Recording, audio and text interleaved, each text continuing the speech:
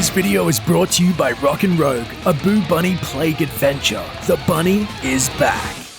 What really brings any Fallout game to life are the characters. Quirky, heroic, or just downright insane. Join. Die. Join. Die. The companions and NPCs in Fallout are the real stars.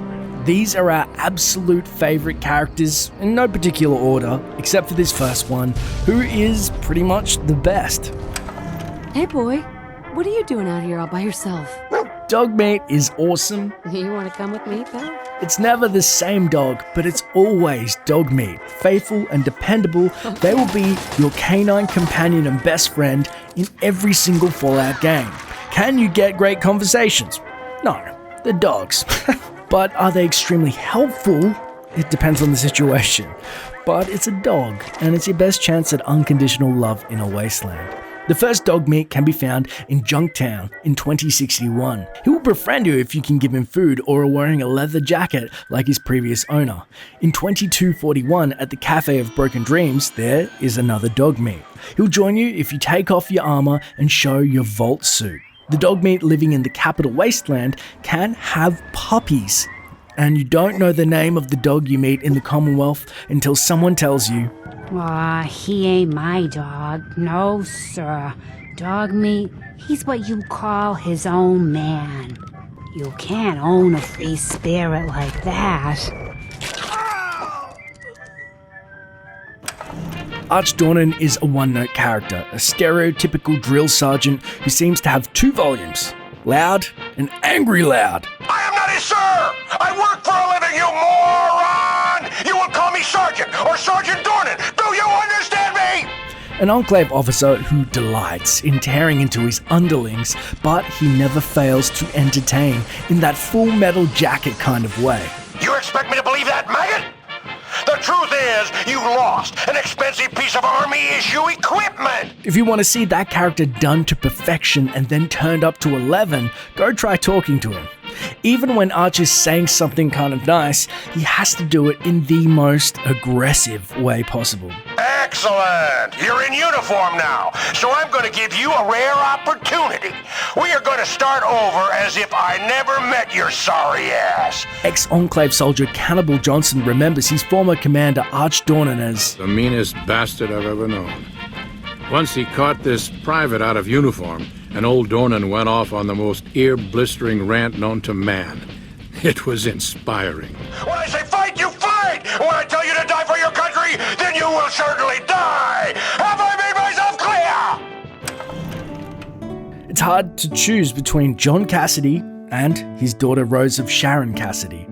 John has led a life of violence and has the body to match. With metal plate in his head, he survived a knifing and a few shootings.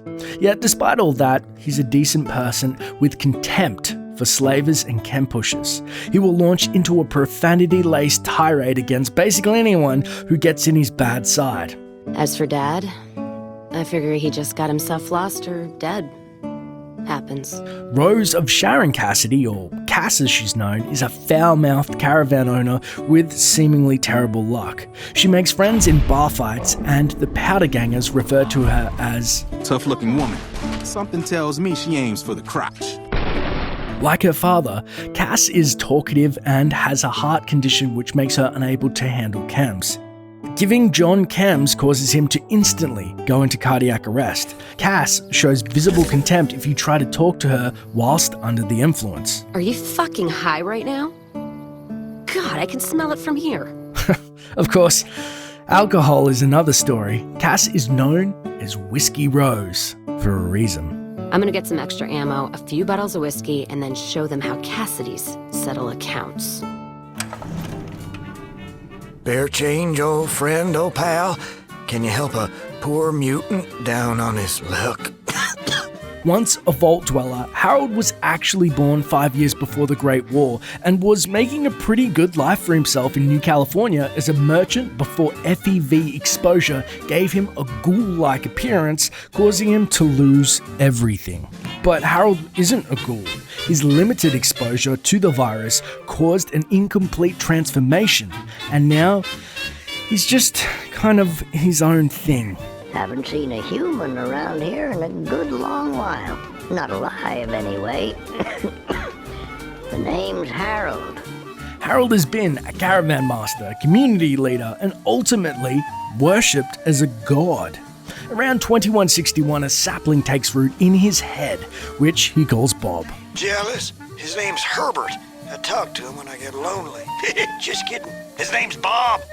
He treks across the entire continent, from New California to the capital wasteland, and once he gets there, Bob overtakes him and roots him to the ground. By the time the Lone Wanderer finds him in 2277, Harold is basically just a face in a tree, and a whole community of Oasis developed to worship him.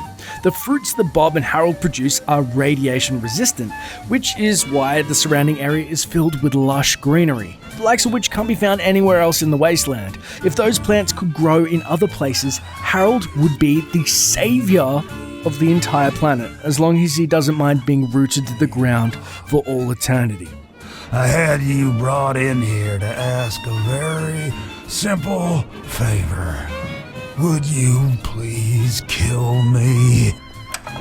The look on your face says it all. You're wondering who the heck this guy is and why you should care. Well, prepare to be enlightened. Three Dog is the charismatic host of Galaxy News Radio. Teller of truths, lord and master over the finest radio station to grace the wastes.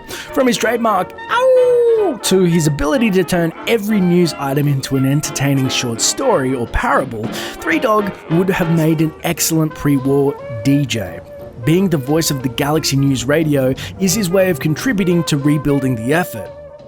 The Enclave is working tirelessly to rebuild this great nation, so you don't have to. He's not a fighter, but given that the competing station Enclave News Radio is a shameless propaganda machine, Three Dog's mission is Bringing you the truth, no matter how bad it hurts.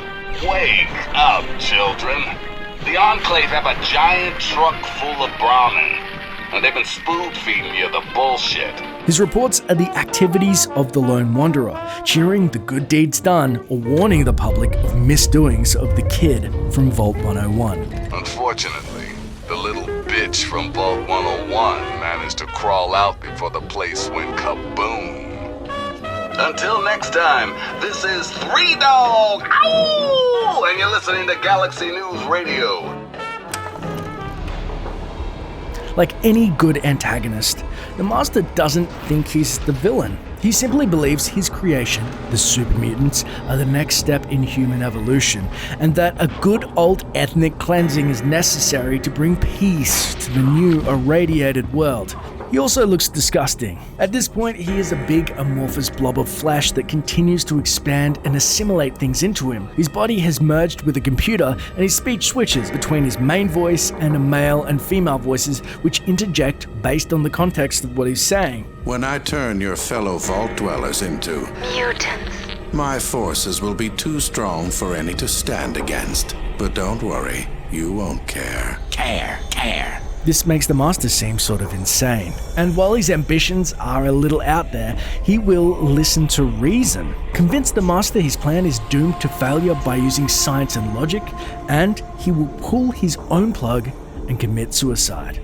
Don't think that I can continue to have done the things I have done in the name of progress and healing.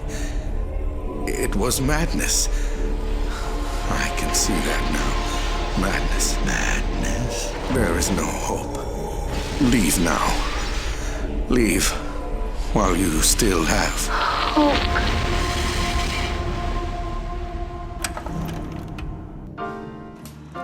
Hey! Hi there! Good to meet you. Allow me to introduce myself.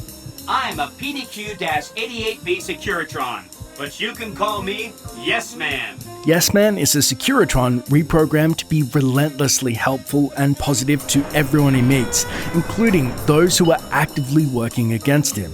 His tone is always optimistic and upbeat, even when what he's actually saying is kind of dark and foreboding, and that's what makes Yes Man so much fun.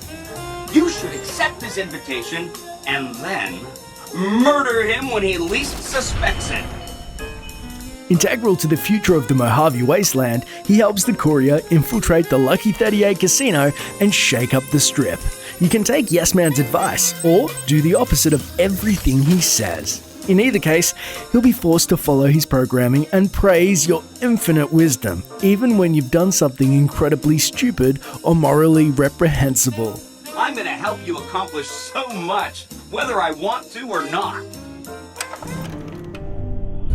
Gotta love the irony of the reverse damsel in distress scenario. While the Commonwealth is full of fun travel companions, hard-boiled detective synth Nick Valentine stands at the tippy top. Nick is unique among synthetic humanoids. He seems to have complete agency over his actions and the memories of a pre-war detective. He owns a house in Diamond City, a place full of anti-Sith sentiment, with people murdering their own families over suspicion of being a synth. How did he manage that? Nick saved the former mayor's daughter. He scared away her armed kidnappers by telling them, Back then, synths were even more of an unknown quantity than they are today.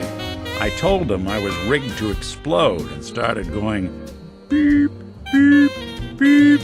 Hardest part of that rescue was keeping from laughing as they climbed over each other to get away.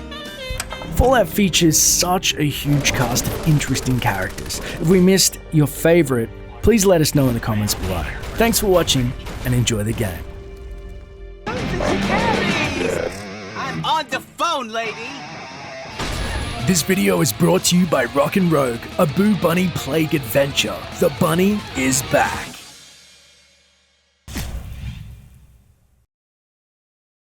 I can't help it. There's a little bit of me in every Securitron on this strip.